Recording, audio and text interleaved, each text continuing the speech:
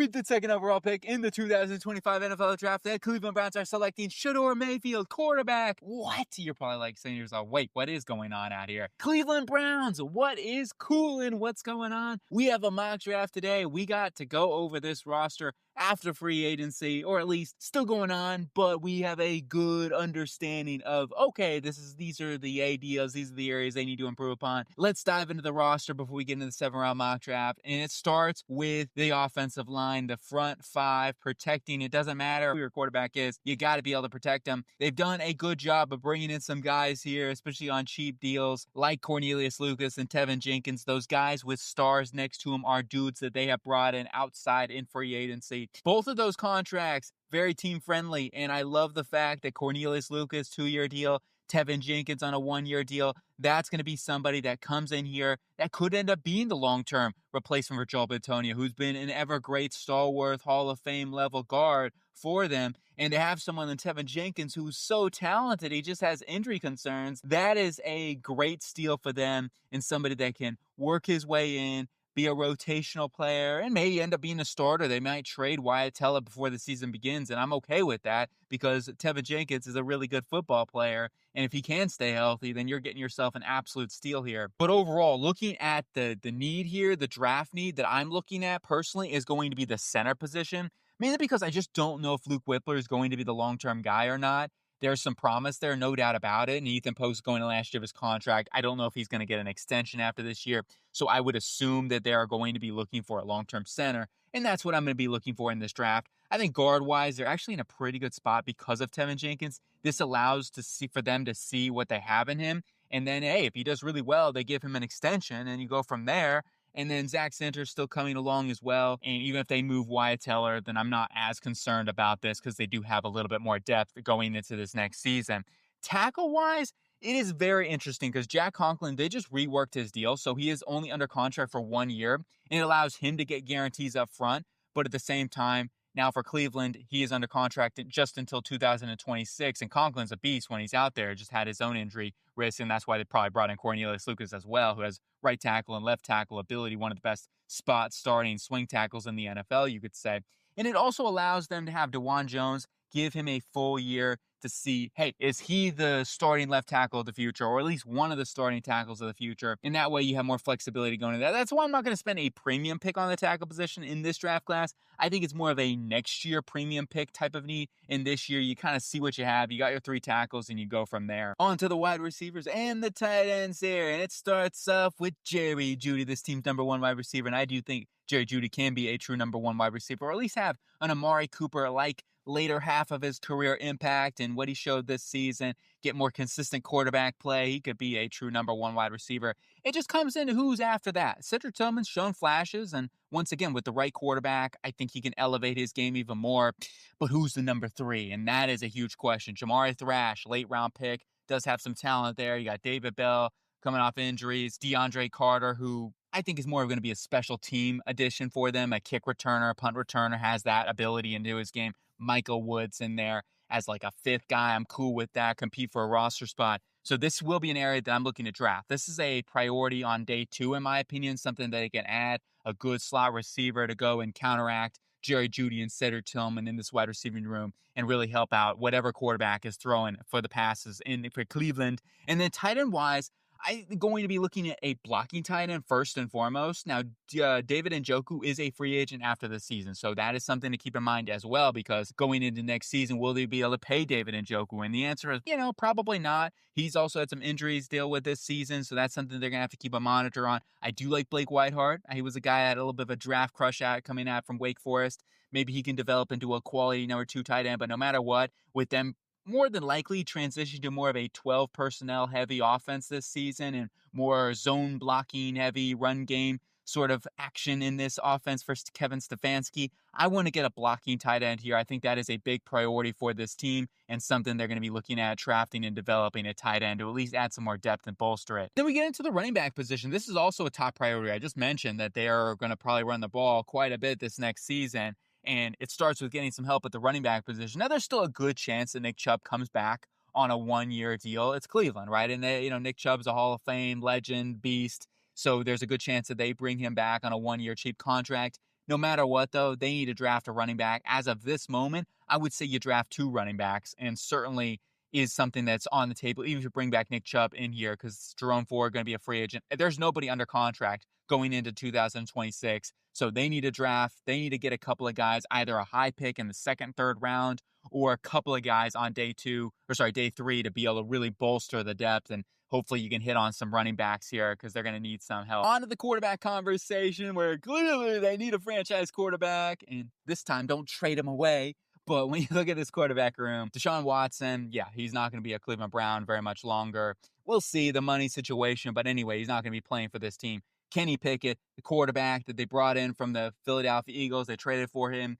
He's going to compete, but he's not going to be the long-term quarterback, more than likely. So let's just be real. They got to get a quarterback here in the draft. Whether Russell Wilson is a possibility, I think that is the one other guy that I could see coming into this room that wouldn't be super expensive. I hear he's talking like $20 to $30 million range. So we'll see how that irons out. I think that's more than what the Browns are willing to pay at the moment. So if that price comes down, then he could be an option, especially after SHEDEUR Sanders Pro Day, which is in early April. They're going to look at that, I would imagine, first, and then they'll make their decision on, okay, should we pivot, go to a Russell Wilson option, or we really like SHEDEUR Sanders, and we want to go with him. More than likely, Cam Ward being the number 1 overall pick at this point. It's still too early to tell. However, I would say that that is more than likely a foregone conclusion. Maybe they trade up to the Tennessee Titans with that number 1 overall pick. But for right now, I'm going to assume that they have the number 2 overall pick and Cam Ward's off the board. Do they look at SHEDEUR Sanders? That pro day will be huge in that discussion. But for right now, quarterback, clearly the number 1 need. Go ahead and transition to the defense side of the ball and start with the defensive line. And you got Myles Garrett. And that always helps your defensive line when you have a stud like that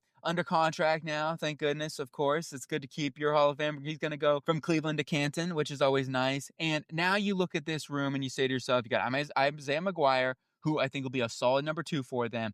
You got Joe Tryon-Shoyinka. I love this signing for them as well, who's going to be transitioning more to a 4-3 hand in the dirt defensive lineman for Jim Schwartz in that defense. Going back to Washington, that's what he was. And Tampa had him as more of a 3-4 stand-up edge rusher, and that's fine. Like, he can definitely play that. He can drop back into coverage and do things.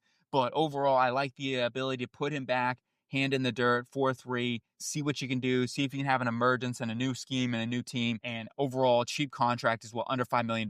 Really good deal. Alex Wright, before injury, he was really solid for them. You got Okoronkwo as well. He could be a trade candidate, depending, going into training camp. We'll see how things work out there. Cameron Thomas, more depth. Their edge room looks pretty good. Yes, only Isaiah McGuire and Myles Garrett under contract after this next season. Overall, I'm not super concerned about it. They're in a pretty good position. It's always something you could look at drafting. However, there are other areas that they do need to address in this draft. So it's going to be on the lower end of the priority, especially since you got Myles Garrett back. And then we go on to the interior of the defensive line.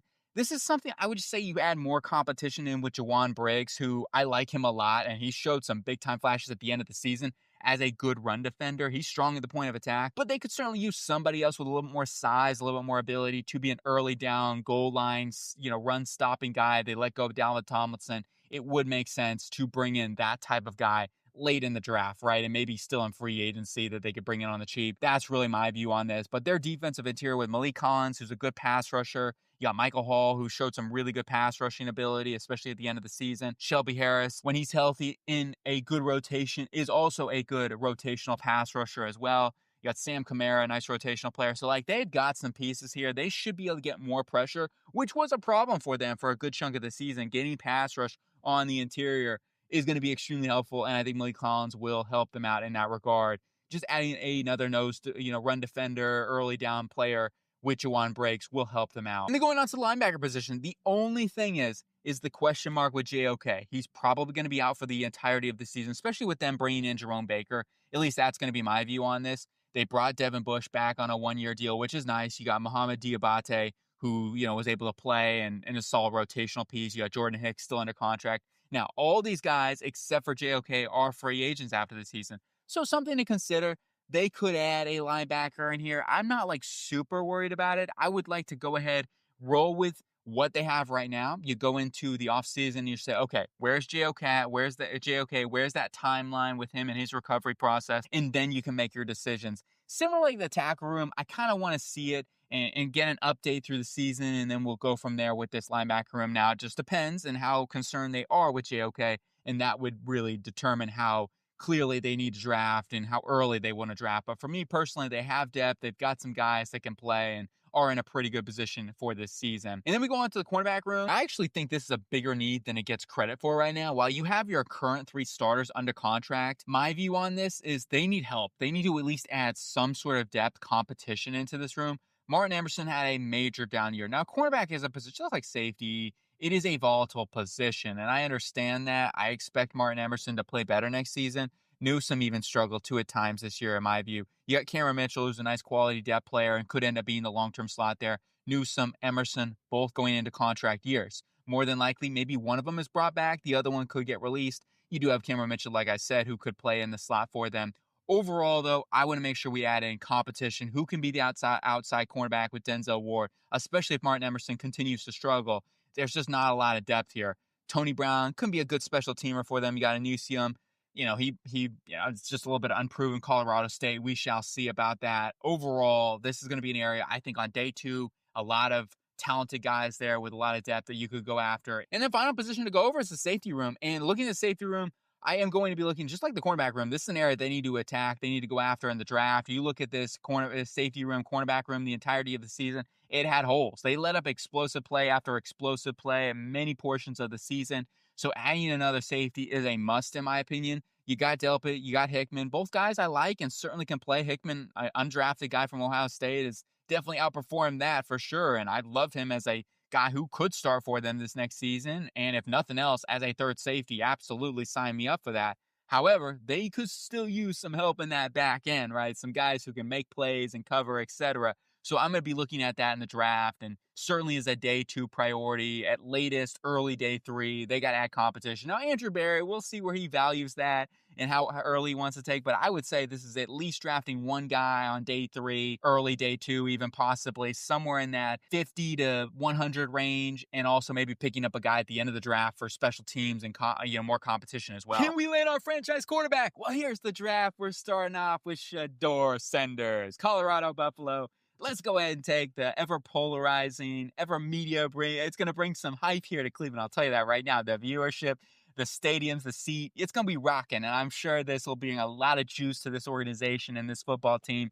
So, yes, it's not just the juice. It's also the talent. I think SHEDEUR Sanders is actually the best mental processor out of all these quarterbacks in the draft. He doesn't have the arm talent that Cam Ward has. He doesn't have maybe the improvisation that Cam Ward or a guy like Jalen Milroe has.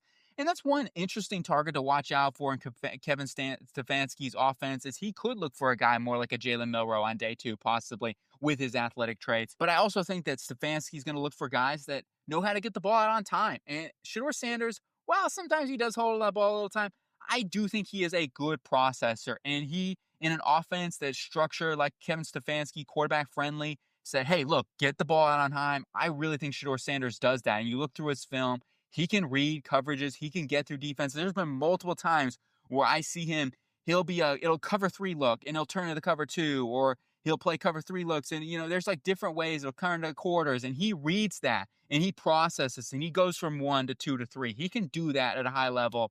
And I do think that's something Kevin Stefanski is going to really look for from a quarterback. SHEDEUR Sanders, he's the pick here. He is going to be, hopefully, the franchise guy. Leads us into our second-round selection, Emeka Egbuka, and he just checks off every box. You talk about route running, solid speed. Yes, he's not the long speed guy. That's fine.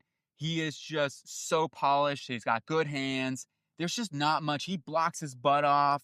Everything you talk about this guy, if nothing else, will be a quality number 2 wide receiver. You got Jerry Jeudy, you bring in Emeka Egbuka, Cedric Tillman. That's your new group of 3 wide receivers for SHEDEUR Sanders here as the new quarterback, making sure we have the playmakers. Egbuka's a no-nonsense guy. Yeah, like I talked about, he doesn't have the crazy long speed. He may not have the biggest wingspan and whatnot. Overall, he is going to be a very good slot receiver that can also play a little on the outside in rotation. Very good receiver that I do think has a possibility of being available here at the top of the second, whether it's Luther Burden, Emeka Egbuka. There's some guys that could fall to their lap at the top of the second. Then we go on to the third round. Trey Amos, the Ole Miss cornerback, formerly transferred from Alabama. He's a long cornerback that has decent enough range. He's not the most athletic guy. I don't think he's got insane like twitch or anything like that.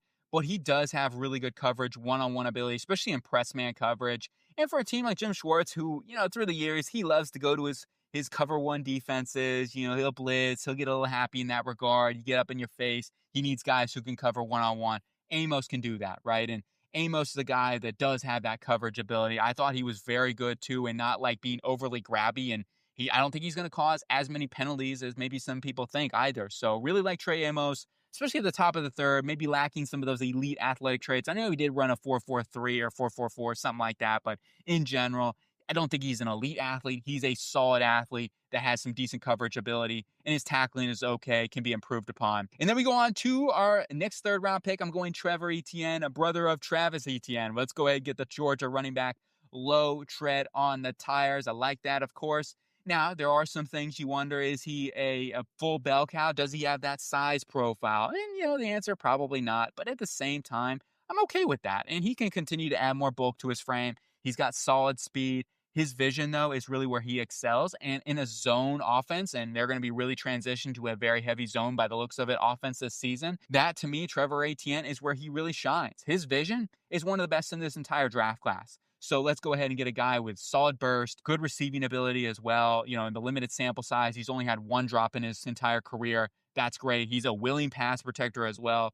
So he showed a lot of stuff at the Senior Bowl as well in that regard. So Trevor Etienne, a good running back for this team in the third round and a good value. Then we go to Malachi Moore, the safety from Alabama. Let's go ahead and get a nice safety prospect that has versatility, can play all over the board. I like him as a safety in the back end, and he really played his best football at Alabama this season there and was able to make more plays. He looked like him freshman Malachi Moore that we saw that came onto the front, and we were all like, whoa, Malachi Moore, this is a guy that could end up being a first-round prospect. He has really good, solid traits all around. He's not an elite athlete, but he's a smooth athlete, and he's a guy that can cover, and somebody that I think doesn't get as much credit as he deserves in this draft class. A really good football player with traits. I also think he's a really good tackler, man. He's got some really, really nice tackle technique on there. Yeah, you look at the long speed, maybe he doesn't have crazy athleticism, and he has gotten beat deep, and that's the things a lot of people talk about. Overall, though, the leadership ability with him, it's all there. And then we go on to our first six-round pick, might I add, Jackson Hawes from Georgia Tech, the tight end, a guy that is going to be an excellent blocker for this team. He's probably one of the best blocking tight ends in this entire draft class, and that's what I'm looking for here. He's going to be a sneaky receiver. I don't think he's going to be like an elite receiver or anything like that, but that's not what we're drafting him here for.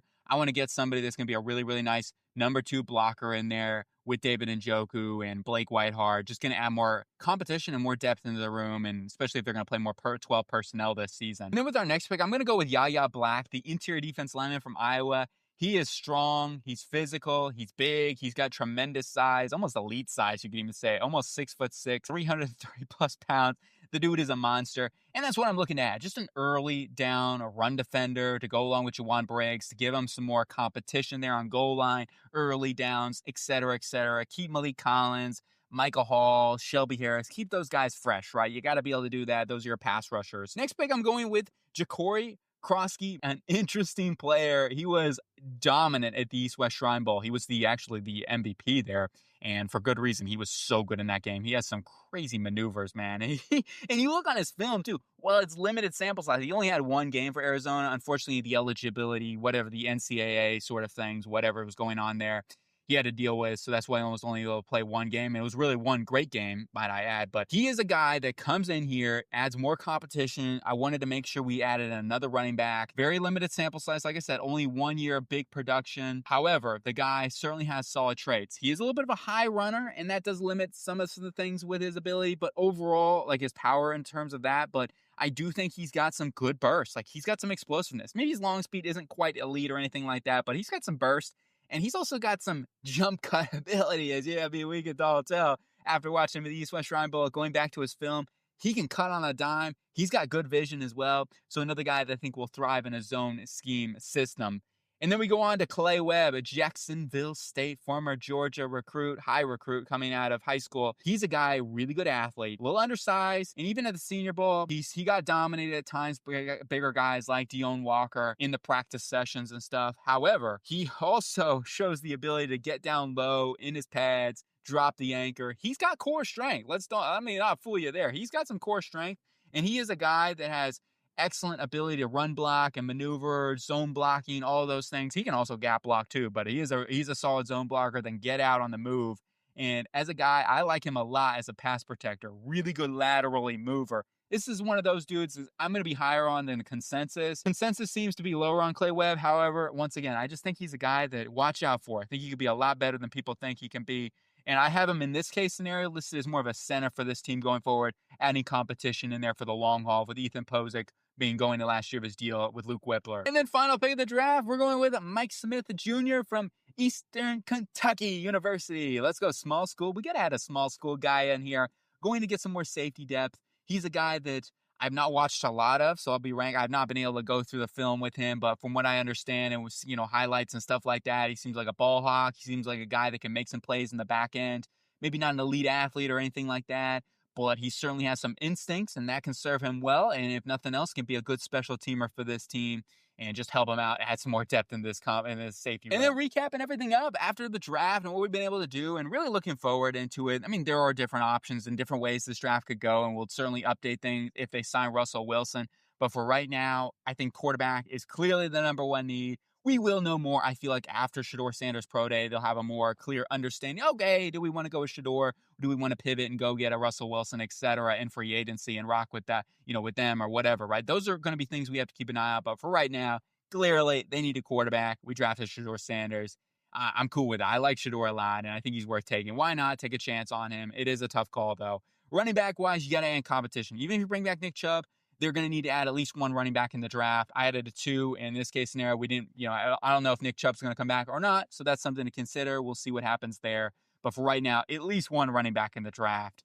And then in terms of the offensive line, I drafted a center, and I got Clay Webb in there to add more competition for the long haul with Luke Whippler. Just don't know what I don't know at this moment. There's just a lot of uncertainty. Ethan Posick, more than likely going to last year.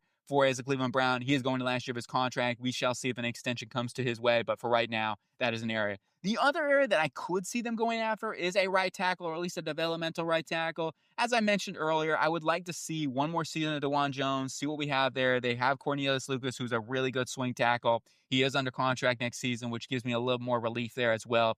So DeJuan Jones, Lucas are both under contract going into next season. It at least adds a little bit of ability there.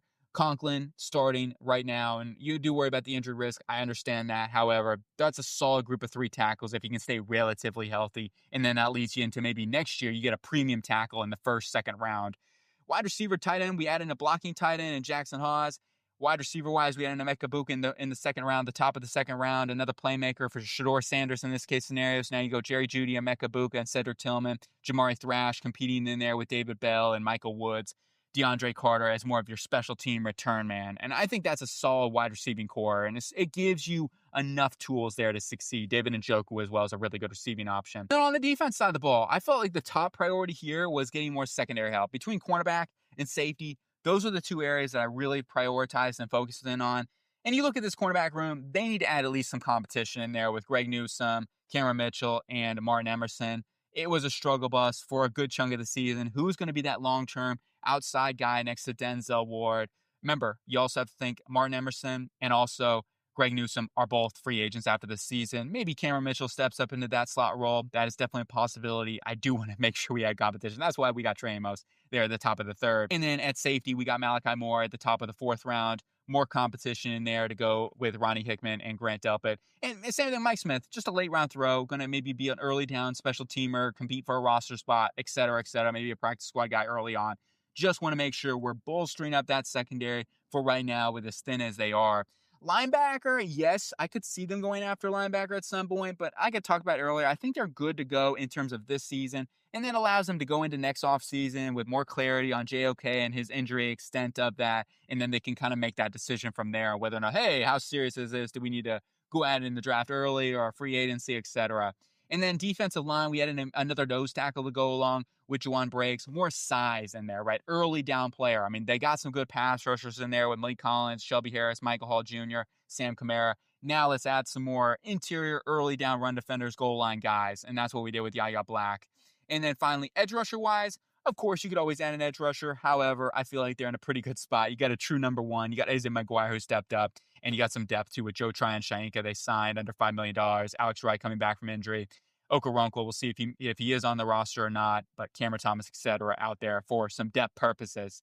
So that is going to do it here for the Cleveland Browns, the roster breakdown, the mock draft. Certainly let me know what you think, agree or disagree. What would you do differently? And man, it's always a tough one, right? It is always a tough one at the top of the draft. Quarterback or not quarterback, BPA, who knows? Do you go Travis Hunter? Do you go Abdul Carter, that number 2 overall pick? A lot of questions they have to answer. For right now, though, quarterback to me is just, I can't avoid that. They just cannot. Where they're at right now, it's a huge need, and that's what I decided to do. So, hope you guys have a really good day, and I'll talk to you later.